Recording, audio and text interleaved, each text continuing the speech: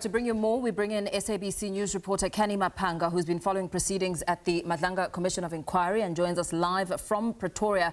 A very good afternoon to you, Canny. A lot heard in this round of testimony by Shadrack Sibiya. Of course, details and questions about the nature of relationship he has or has endured with witness F, as well as the name of controversial Northwest businessman Brown Mokgotsi coming in, and of course links to a police officer who allegedly received money for a cosmetic surgery, a Brazilian butt lift from controversial businessman Madlanga.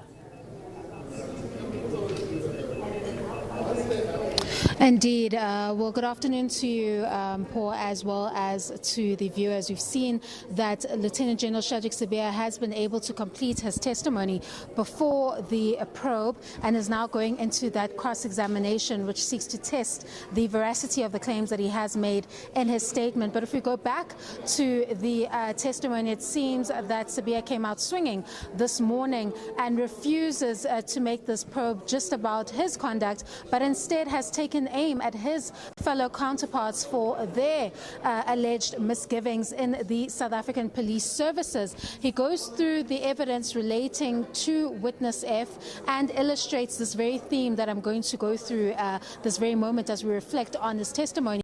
He says that the evidence of the BMW that is registered to an officer in his unit, apparently, or his office, that is the Katiso KT Molefe CCTV footage evidence.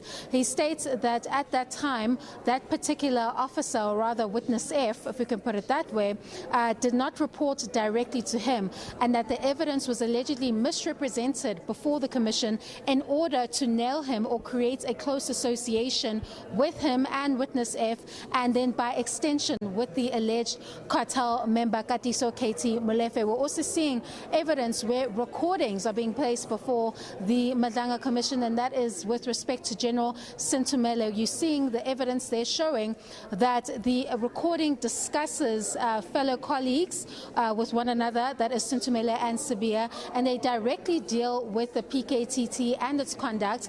And what he said, or rather sought to illustrate in that particular evidence, is that Sintumelo's view of the PKTT before the Madlanga Commission versus what she expressed in the conversation with Sibiya are two different things. She seems to have held the view here before the Commission that the PKTT was doing sterling work and that the manner in which it was, disbanded was quite irregular, and that the PKTT should have been allowed to continue, or rather form part of the permanent structure, if we could put it that way, of the South African police services. But it seems that the phone call seeks to paint a different picture about her sentiments and her stance towards fellow counterparts, as well as high-ranking SABC officials, extending to the top cop, that is General Fani Masemola. He doesn't stop there with Sintumelo. He even goes even further to state that actually this particular officer allegedly has a close relationship with Madlanga, and that Kat and his wife had visited her home before. And then he goes into the very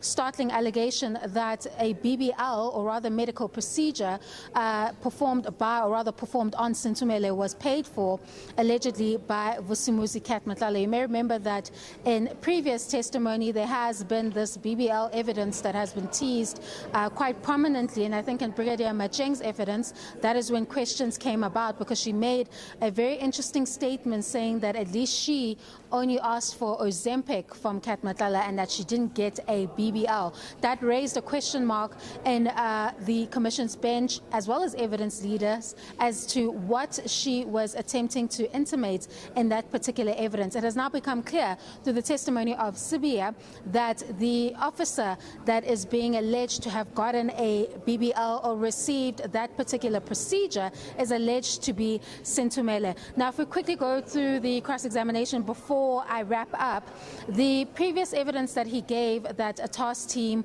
was rather not going to be in existence existence for a long time, including that of the PKTT, and he cited the Murray report.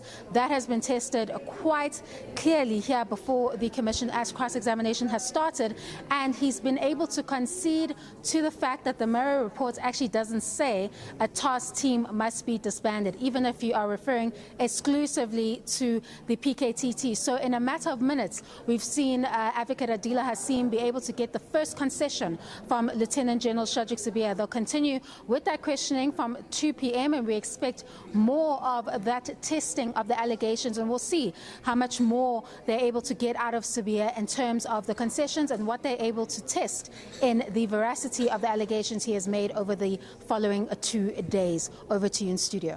Very well. Thank you very much. SABC News reporter Canny Maphanga there, giving us some details of what has come out of the Madlanga Commission of Inquiry, as more of those allegations will be put under the fire, of course, to test as it resumes at around 2 o'clock.